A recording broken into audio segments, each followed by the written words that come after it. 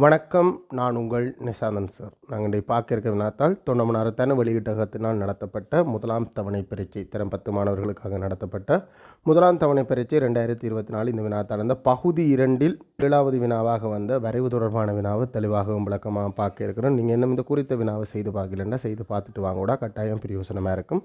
அதே நேரம் இந்த வரைவு தொடர்பான வினா என்னோடய சூம் மூலமான கணித வகுப்பு இந்த ரெக்கார்டிங் நீங்களோ இல்லை உங்களோட தம்பி தங்கைகளோ சூம் மூலமான கணித வகுப்புகளுக்கு இணைந்து கொள்கிறாலும் தாராளமாக இணைந்து கொள்ளலாம். ஒவ்வொரு பாடப்பிறப்பும் தெளிவாகவும் விளக்கமாக கற்பிக்கப்படும். அது தொடர்பான விவரங்களை என்னோட கேட்டு பெற்றுக்கொள்கிறேன்னா தொடர்பு கொண்டு பெற்றுக்கொள்ளக்கூடியதாக இருக்கும். சரி, வாங்குவோம் கேள்விக்குள்ளே போவோம். 7வது கேள்வி ஒரு வரைவுந்த சமன்பாடு தந்துட்டு என்ன நாங்கள் 10ஆம் ஆண்டுக்குரிய வரைவு இன்னும் படிக்கல. அப்போ எங்களுக்கு எங்கேருந்து வரப்போகுது? 9ஆம் ஆண்டில் படித்த வரைவுலேருந்து தான் ஃபஸ்ட் டேர்ம் எக்ஸாமுக்கு வரும். செகண்ட் டேர்மில் நாங்கள் வரைவு படிச்சிடுவோம். ஸோ செகண்ட் டேர்ம் எக்ஸாம்லேருந்து பரவலை ஸ்டார்ட் ஆகிடும். அப்போ 10ஆம் ஆண்டு இந்த வரைவு வந்து பகுதி 1க்கு தான் வரும். பகுதி 2ல் பெரிய அளவில் தாக்கம் செலுத்தாது. சார்பு y= 2x-3 வரைவை வரைவதற்கு தயாரிக்கப்பட்ட x, y பெருமானங்களை கொண்ட பூரணமற்ற அட்டவணை கீழே தரப்பட்டுள்ளது. இதில் ஒரு இடைவெளி இருக்கு. x உண்டாகும் போது y பெருமானத்தை காண்போம். இப்போ நான் இந்த கேள்வியை என்னுடைய ஒரு மாணவன், நீங்களும் என்னுடைய மாணவர்கள்லாம், என்னுடைய ஒரு மாணவன் செஞ்சது, அதாவது நேரடியாக வகுப்புக்கு வர்ற ஒரு மாணவன் செஞ்சான் அப்படின்னா வரைவை கீறி போட்டு 3 புள்ளி போதும் தானே, நேர்கோட்டு வரைவு தானே, நேர்கோட்டு வரைவு வரைவதுக்கு 2 புள்ளி போதும், வரைவை கீறி போட்டு வரைவில் இருந்து அட்டவணையை நிரப்பினான். ஆனால் அப்படி சொல்லல, வரைவை கீற சொன்னது 2வது கேள்வி. அப்போ உண்மையாக இந்த கேள்வியின் நோக்கம் என்ன பிள்ளைகள்? முதலாவது கேள்வியின் நோக்கம் பிரதியிட்டு காணணும்ன்றதான் நோக்கம். ஸோ அதே ஐடியாவில் செய்வோம். வினா இலக்கம் 7, அதில் ரோமன் இலக்கம் 1. அந்த சார்புந்த சமன்பாடு y= 2x-3. பொதுவாக உங்களுக்கு வர்ற சமன்பாடு இந்த 2x மையப்படுத்தி தான் வரும். ஏன்னா அதுதான் பொருத்தமான வரைவு உங்களுக்கு வரைவு தாளுக்குள்ள வரக்கூடியதாக இருக்கும். அது கேட்ட மாதிரி இருக்கு. ஆனால் y= 2x-3 வரைவுந்த x வந்து ஒன்றாக இருக்கும்போது y இந்த பெருமானம் தெரியாது. என்ன செய்வோம் பிள்ளைகள்? எக்ஸுக்கு பதிலாக ஒன்றை போடுறது 2 தர எக்ஸுக்கு பதிலாக 1 பெருக்கல் ஃபர்ஸ்ட் பெருக்கினா என்ன வர போகுது? 2 2லேருந்து 3 கழிக்கணும். 2லேருந்து 3 கழிக்க இயலாது. திசை கொண்ட எண் சேர்த்தல் சக 2ஐயும் சய 3ஐயும் சேர்த்தா உண்டாக்கினா 2 பேரும் வேற வேற குறி கழிபடும். பெரியவர்லேருந்து சின்னவர் கழிபடும். 3லேருந்து 2 கழிபட்டா 1 பெரியவற்ற குறி விடைக்கு வரும். அப்போ சய 1. அப்போ எங்களுக்கு இவ்வளோ தெளிவாக விளங்கிட்டு எக்ஸ் வந்து 1 இருக்கும்போது y வந்து சய 1. அட்டவணையில் பொண்ணு போடணும். இந்த அட்டவணை ஃபுல்லாக இல்லாமல் நாங்கள் வரைவுக்கு போகலாது. ஆனால் அட்டவணை போட்டும், அது பேப்பரோட போட்டும், எங்களுக்கு பிரச்சனை இல்லை. எங்களுக்கு அந்த குறித்த இடத்துக்கான y இந்த பெருமானத்தை கண்டா போதும். ரோமன் இலக்கம் 2 x, y அச்சுக்களில் சய 5 முதல் நேர் 5 வரையான பெருமானம் கொன்ற ஆள்குற்று தளத்தை சார்பின் வரைவை வரைக. பொதுவாக நீங்கள் 2 பேரும் சரி, அதுக்கு முன்னுக்கு நீங்கள் இப்போ நான் என்ன மட்டும் சொல்லிடுறேன்னா, இந்த சதுரக்கோட்டு தாள்லேயே நீங்கள் இருக்கிறலாம். உங்களுக்கு கட்டாயம் வரைவுத்தாள் ஒன்று தேவை அப்படின்ட்டு இல்லை. நீங்கள் 10ஆம் ஆண்டுக்கு வந்த பிறகு தான் கட்டாயம் வரைவுத்தாள் ஒன்றில் குறியாகணும். அடுத்தது உங்களுக்கு 9ஆம் ஆண்டு வரைவை பொறுத்த வரைக்கும் எக்ஸ் அச்சும் y அச்சும் சரியான முறையில் இருக்கும். அதாவது எக்ஸ் அச்சும் y அச்சும் எப்போவுமே சென்றாக வெட்டும். இப்படி எக்ஸ் அச்சு சரியாக எக்ஸ் அச்சை சரி நடுவில் y அச்சு வெட்டி கொண்டு போகிற மாதிரி இருக்கும். இங்கே கேட்கலாம், அப்போ நடுவில் வெட்டாமலும் இருக்குமோண்டா? இருக்கும். அது எப்போண்டா நாங்கள் எங்களோட 10ஆம் ஆண்டில் படிக்க போகிறது. உண்மையை சொன்னால் நான் அதை படிப்பிக்க சொல்கிறேன். உண்மையை சொன்னால் அப்படி எல்லாம் இல்லை, சென்றால் தான் அச்சுக்கள் இருக்கும். நாங்கள் அதில் எங்களோட பார்வையை வந்து மாற்றி பார்ப்போம். அது நான் படிப்பிக்க அதை தெளிவாக உங்களோட கதைக்கிறேன், நீங்கள் பயப்பட வேண்டாம். ரைட்டா? ஸோ நம்ம இப்போ ஒன்றும் யோசிக்கிறதுக்கு இல்லை. எக்ஸ் அச்சு அச்சுக்களுக்கு பேர் போடணும். y அச்சு 2 பேரும் இடைவெற்ற புள்ளி உட்பட்டு.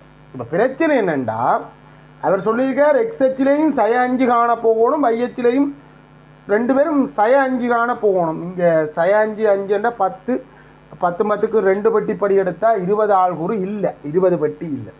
வையில் 2 பெட்டிப்படி இருக்குது, எக்ஸில் இல்லை.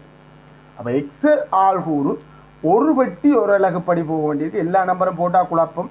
ஸோ இது 1, இது 2, இது 3, இது 4, 2க்கு ஒரு நம்பரை போடுறேன். இது நான் 5, 6 போடுறேன். சரி, 6 போட சொல்லல தானேன்னு கேட்கக்கூடாது. அதே மாதிரி மறை 1 மறை 2 எனக்கு அவர் சொன்னதை திருப்தி செய்யணுமன்றதுக்காண்டி இடம் இல்லை பிள்ளைகள். அதனால எப்படி போடுறேன்னா மறை 2 மறை 4 மறை 6. கொஞ்சம் மட்டும் என்னுடைய வரைவுத்தாளை அட்ஜஸ்ட் பண்ணியிருக்கலாம். உங்களுக்கு ஒரு வரைவுத்தாள் எடுத்தால் அப்படி கீற முடியாது. ஆனால் வையச்சு 2 பட்டி ஓரளவாக வடிவாக எடுக்கலாம். இப்போ கேட்க வேண்டிய அடுத்த கேள்வி, சார் எக்ஸ்ஹெச் ஒரு விகிதத்திலையும் வையச்சு ஒரு விகிதத்திலையும் எடுக்கலாமா? தாராளமாக எடுக்கலாம். உனக்கு விருப்பம் இல்லையோ எடுக்காது, சரிதானே? நான் ஒரு வேறு விதத்தில் எடுக்கிறேன். இது 2 பட்டி ஓரளவு 1 2 3 4 5. அவர் சொன்னது 5 காணத்தான் சொன்னது, அதனால எடுக்கிறேன். அதே மாதிரி இது வந்து சய 1 சய 2 சய 3 சய 4 5. கீர்னீங்களாடா வரைவு? இல்லை, சரி, இல்லாடி கீருங்கோ, பிரச்சனை இல்லை, இல்லாடி கீருங்கோ. ரைட்டா? ரைட். புள்ளிகளை குறிப்போம் பிள்ளைகளை. இங்கே தந்த ஆள்கூட்டு தளத்தில் அவர் கொஞ்சம் தந்தது, நாங்கள் கொஞ்சம் குறிச்சா சரி. எக்ஸ் வந்து சய 1 இருக்கும்போது y வந்து சய 5. சய 1 இதா சய 1 சய 5. கொஞ்சம் நான் கீர்ன புள்ளிக்குள்ளே வரப்போகுது. சய 1 இருக்கு. இந்த புள்ளி குறிக்கிறதுக்கு 3 மெத்தட் இருக்குது பிள்ளைகள். நான் பயன்படுத்துறது எங்களோட நாங்கள் படித்த காலத்து மெத்தட். புள்ளி வச்சு வட்டம் போடுற மெத்தட், ஸ்பொட் கண் மேலே வர்ற மாதிரி. புள்ளடி போடலாம், டாக்கா பெரிய புள்ளி போடலாம், எல்லாமே சரியான முறை. நீங்கள் எதை வேணுமென்றாலும் பயன்படுத்துங்க, ஒரு பிரச்சனையும் இல்லை. அதே மாதிரி எக்ஸ் வந்து 0 இருக்கும்போது y வந்து சய 3 0 சய 3.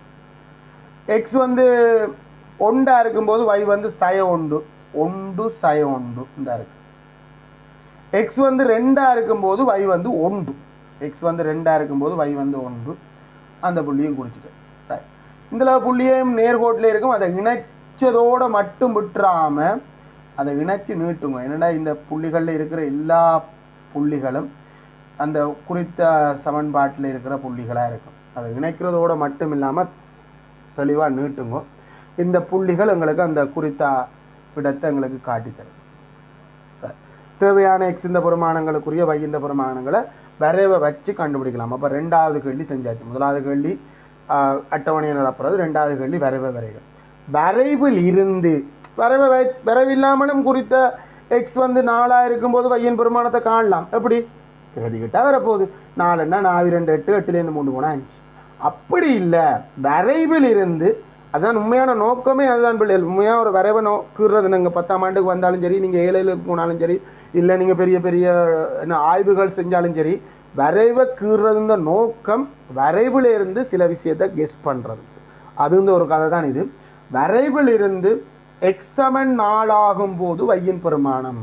வரைவில் எக்ஸ் இந்த பெருமானம் 4 ஆகிற இடத்துல வையின் பெருமானம் என்ன? இதுதான் எங்களோட கேள்வி. பாருங்க,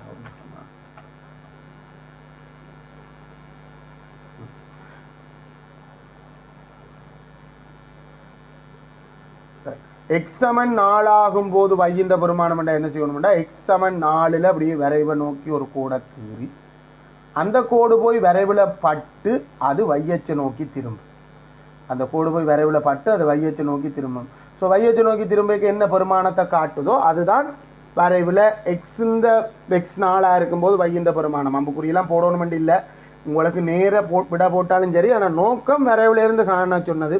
ஸோ அதுக்கேற்ற மாதிரி நான் எழுதியிருக்கேன். 2வது கேள்விக்கான விட வரைவுத்தாளில், நீங்கள் வரைவுத்தாளில் 2 கொடுக்கலாம், நீங்கள் கொடுக்காமலும் விடலாம். 3வது கேள்விக்கு தான் என்ன விட வர போதுண்டா, எக்ஸ் வந்து 2 ஆகும்போது வையின் பெருமானம் 5. நேரடியாக 5 கொடுத்தாலும் சரி, இல்லை y சமன் 5 என்று கொடுத்தாலும் சரி. அடுத்த கேள்வி பிள்ளைகள் 4வது கேள்வி என்னென்று பார்த்தோம்டா, 3வது கேள்வியும் செஞ்சுட்டேன். 4வது கேள்வி, வரைவில் இருந்து மாறி y சமன் 3 ஆகும்போது, அதாவது மாறி கேட்டுக்கலாம், y-ஐ 3 ஆக்கும் எக்ஸின் பெருமானம். y எப்போ 3 என்ற பெருமானத்தை எடுக்கும்? அதே தான் y அச்சில் 3க்கு போயிட்டு 3லேருந்து வரைவை நோக்கி ஒரு கோடு கீறி அந்த கோடு பட்டு எங்களோட வரைவை நோக்கி திரும்பணும், எங்கள் எக்ஸ் அச்சை நோக்கி திரும்பணும். அப்போ அந்த இடத்துல எக்ஸ் இந்த பெருமானம் என்னவோ அதுதான் வைய 3 ஆக்கும். அந்த சமன்பாட்டில் போட்டு அந்த இடத்துல எக்ஸ் இந்த பெருமானம் என்ன? இது 2 பட்டி இல்லை, ஒரு பட்டி ஒரு அலகு. ஸோ இந்த இடத்துல என்ன நம்பராக இருக்குது? நீங்கள் ஏற்கனவே நம்பர் எழுதியிருந்தீங்கன்னா தெளிவாக வந்திருக்கும் 3. அந்த அடிப்படையில் இந்த 4வது கேள்விக்கான விட நேரடியாக 3 போட்டாலும் நல்லம். இல்லை இந்த முதல் கேள்விக்கு நான் y சமன் 5 போட்டிருந்தாலும் ஒரு பிழையும் இல்லை. அதே மாதிரி இந்த கேள்விக்கு எக்ஸமன் 3 போட்டிருந்தாலும் ஒரு பிழையும் இல்லை. ஆனால் எழுமான வரைக்கும் நீங்கள் நேரடியான விடையை இந்த இடத்துல கொடுக்க ட்ரை பண்ணுங்க, மற்றபடி ஒரு பிழையும் இல்லை. 4வது கேள்வி செய்யாச்சு. 5வது கேள்வி, எக்ஸமன் சய3 எனும் நேர்கோட்டை வரைந்து வைசமன் சய3 எனும் நேர்கோட்டை வரைந்து வைசமன் சய3 கோடு எப்படிப்பட்டதா இருக்குமெண்டா வையச்சில் சய3க்குள்ளால போகும். 8ஆம் ஆண்டில் படித்தது. வையச்சுக்கு செங்குத்தா இருக்கும், எக்ஸச்சுக்கு சமாந்தரமா இருக்கும். அதாவது நாங்கள் வரைய போகிற நேர்கோட்டில் இருக்கிற ஒவ்வொரு புள்ளியும் வைந்த வருமானம் சய3 இருக்கும். ஸோ அந்த கோடு எப்படி இருக்குமெண்டா இந்த வைசமன் சய3 கோடு வை அச்சில் இப்போ பிரச்சனை கொண்டு வந்துட்டு என்ன உள்ள பிரச்சனை தெரியுமா? நாங்கள் ஏற்கனவே இந்த கோட்டில் ஒரு வரைவு கீறி இருக்கிறோம், புதுசாக ஒரு வரைவு கீறுறோம். இந்த அப்போ நாங்கள் 2 வரைவு வந்தோடனே ஒவ்வொரு தரம் யார் யார் ரெண்டு அடையாளப்படுத்தணும். இந்த வரைவு யாருக்குரியது? வைசமன் 2x சய3 கோட்டுக்குரியது. இந்த வரைவு யாருடையது? இந்த கோடு இதுவும் ஒரு வரைவு தான். ஆற்ற சார்பு இந்த எந்த வரைவு இந்த சமன்பாடு இந்த எந்த வரைவுக்குரிய கோடு? வைசமன் சய3 என்ற கோடு தான் நாங்கள் கிரிக்கோம். நேர்கோடு ஒன்றை வரைந்து என்ன முடியல, அது வரைவை இடைவெட்டும் புள்ளியின் ஆள்கூறுகளை எழுதுக. ஆள்கூறுண்டா எக்ஸ்ன்னு சொல்லி வையின்னு சொல்லணும். சரி, அந்த எங்கே வரைவை இடைவெட்டது? சரியா வை மறை3 இருக்கிற இடத்துல விட்டது. அந்த இடத்துல எக்ஸ் என்ன? ஆள்கூறுண்டா 2ன்னு சொல்லணும். அந்த இடத்துல எக்ஸ் என்ன புள்ளி? அப்போ ஆள்கூற சொல்லிக்க எப்படி சொல்லுவீங்க? அதான் விஷயம். 0, மறை3 கட்டாயம் ஒரு ஆள்கூறு சொல்லும் போது அது பிரக்கெட்டால் கவர் பண்ணப்பட்டிருக்கணும். மேலே நாங்கள் வெறும் எக்ஸ் ஆள்கூறு y ஆள்கூறு மொத்தமாக ஒரு புள்ளிந்த ஆள்கூறு சொல்லிக்க அது பிரக்கெட் ஒன்றால் கவர் பண்ணப்பட்டிருக்கணும். மிக முக்கியமானது, அதை கொஞ்சம் கவனித்து கொள்ளுங்க. ரைட். அடுத்தது 6வது கேள்விக்கு போவோம். இது ஒரு ஒப்பிடல் கேள்வி. வழக்கமான எங்களோட ஃபைனல் பேப்பர்லேயும் இப்படி ஒரு கடைசி கேள்வி, ஒரு ஒப்பிடல் கேள்வி. அதுக்கேற்ற மாதிரி வந்திருக்கு. நீர் வரைந்த சார்புக்கு சமாந்தரமாகவும், நாங்கள் வரைஞ்ச சார்புக்கு சமாந்தரமாக 2 கோடு எப்போ சமாந்தரமாக இருக்கும்? 2 கோடு சமாந்தரமாக இருக்கணுமெண்டா அந்த 2 கோட்டுந்தையும் சரிவு சமனாக இருக்கணும். வரைவுந்த சரிவை தீர்மானிக்கிறது யார் அப்படின்னு சொன்னால் இந்த படித்திறன், அந்த கோட்டுந்த படித்திறன். இப்போ நாங்கள் ஏற்கனவே கீறி இருக்கிற கோட்டுந்த படித்திறன் வைசமன் 2x சய3 வைசமன் mx+c என்ற வடிவில் ஒரு கோடு இருக்கிற போது படித்திறன் எக்ஸ் இந்த குணகத்தை நாங்கள் படித்திறன் என்று சொல்லுவோம். ஸோ இந்த கோட்டு இந்த படித்திறன் என்ன? m2. இந்த கோட்டு இந்த வெட்டுத்துண்டு, நாங்கள் வரைஞ்ச கோட்டு இந்த வெட்டுத்துண்டு காரண பேர் புள்ளிகள், இதெல்லாம் காரண பேர். அந்த சரிவை தீர்மானிக்கிறதால தான் இதுக்கு பேர் படித்திறன். அதே மாதிரி எங்கே வெட்டுமன்றதை காட்டி தர்றதால தான் இந்த நம்பர் வையச்சு எங்கே வெட்டும் பாருங்க. இந்த கோடு வையச்சு சய3 வெட்டுது, அதனால இந்த கோட்டு இந்த வெட்டுத்துண்டு சய3. இப்போ புது வரைவு, அந்த வரைவு எங்கே போகணுமா? 0, 3 புள்ளிக்குள்ளால போகணுமா? அதே மாதிரி இந்த கோட்டுக்கு சமாந்திரமாக இருக்கணுமா? இப்போ நீங்கள் இந்த கோட்டுக்கு சமாந்திரமான கோடு உண்டு, நீங்கள் அங்கே கீறோணுமெண்டு இல்லை பிள்ளை, நான் உங்களோட விளக்கத்துக்காண்டி கீறேன்னா இந்த கோட்டுக்கு சமாந்திரமாக இருக்கணுமா? அதே நேரம் அந்த 0, 3 புள்ளிக்குள்ளாலேயும் போகணுமா? ஸோ இந்த 2 பேர்ட்ட படித்திறனும் என்னவா இருக்க போகுது? சமனாக இருக்க போகுது. அப்படின்னா இந்த கோட்டு இந்த படித்திறன் என்ன பிள்ளைகள்? இந்த கோட்டு இந்த படித்திறன் m2. அப்போ நாங்கள் வரைந்த புதிய கோட்டு இந்த படித்திறனும் என்ன? அது இந்த படித்திறனும் 2. இது இந்த வெட்டுத்துண்டு சய3, அது இந்த வெட்டுத்துண்டு சக3. என் பையச்சு எங்கே வெட்டி கொண்டு போகுது? சக3. அப்போ அது இந்த வெட்டுத்துண்டு சக3. அப்படி என்ன நேர நீங்கள் விட கொடுத்தாலும் சரி பிள்ளைகள், அந்த குறித்த கோட்டு இந்த சமன்பாடு, சார்பின் சமன்பாடு என்ன? வைசமன் 2x சக3. கண்டுபிடிக்கக்கூடியதாக இருக்கா உங்களால்? எனக்கு புரியலை. கண்டுபிடிக்கக்கூடியதாக இருந்தால் நாங்கள் விளங்குதண்ட அர்த்தம் எடுத்துக்கொள்ளலாம். கண்டுபிடிக்க முடியலைன்னா சொல்லுங்க பிள்ளைகள், நாங்கள் விளங்கப்படுத்துறதுக்கு.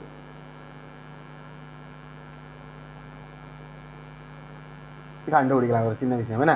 ரைட். அப்போ மார்க்ஸ் சொல்கிறேன்னு கவனிச்சு கொள்ளுங்க பிள்ளைகள். குறித்த அந்த ஆள்கூரை கண்டுபிடிக்கிற ஃபைனல் பேப்பரை பொறுத்த வரைக்கும் அதுக்கு 1 மார்க்ஸ் தான் கொடுக்குறாங்க. சரிதானே? வரைவுகிறதுக்கு 3 மார்க்ஸ் கொடுக்குறாங்க. அதே நான் இங்கே 3 மார்க்ஸ் தர்றேன். அச்சுக்களை பிரிக்கிறதுக்கு நீங்கள் 2 பட்டி நான் போட்ட மாதிரி போடணுமெண்டு இல்லை, நீங்கள் 2க்குமே ஒரு பட்டி ஒரு அழகாக போட்டுக்கொண்டு போயிருக்கலாம். இல்லை நீங்கள் கணித கொப்பித்தாளில் இருந்தால் ரெண்டுக்குமே 2 வட்டி ஒரு அழகாக போடலாம். ஸோ எல்லாமே சரி. பொருத்தமாக இருந்தால் அதுக்கு ஆள்கூடுகளை பிரிக்கிறதுக்கு ஒரு மார்க்ஸ், புள்ளி குறிக்கிறதுக்கு ஒரு மார்க்ஸ், ஒப்பமான வலைக்கு ஒரு மார்க்ஸாக மொத்தம் 3 மார்க்ஸ் வரைவுக்கு கொடுங்க. ரைட். அதே மாதிரி அந்த வரைவில் இருந்து குறித்த பெருமானம் எக்ஸ் வந்து பெருமானம் தந்தது எக்ஸ் வந்து 4 இருக்கும்போது வையின் பெருமானம் அதை கண்டுபிடிக்கிறதுக்கு ஒரு மார்க்ஸ், y வந்து மாறி y வந்து 3 இருக்கும்போது எக்ஸின் பெருமானம் அதை கண்டுபிடிக்கிறது ஒரு மார்க்ஸ், குறித்த 2 சமன்பாடும் பெற்ற புள்ளிகளை கேட்டது அதுக்கு 2 மார்க்ஸ், சார்பின் சமன்பாட்டை உய்த்தறிய சொன்னது அதுக்கு 2 மார்க்ஸ். மொத்தமாக இந்த 10வது கேள்வி வினா இலக்கம் 7 நினைக்கிறேன். வினா இலக்கம் 7 10வது கேள்விக்கு உங்களுக்கு எத்தனை வந்தது அப்படின்றத மார்க் பண்ணிக்கொள்ளுங்க பிள்ளைகள். அது ரொம்ப முக்கியம்.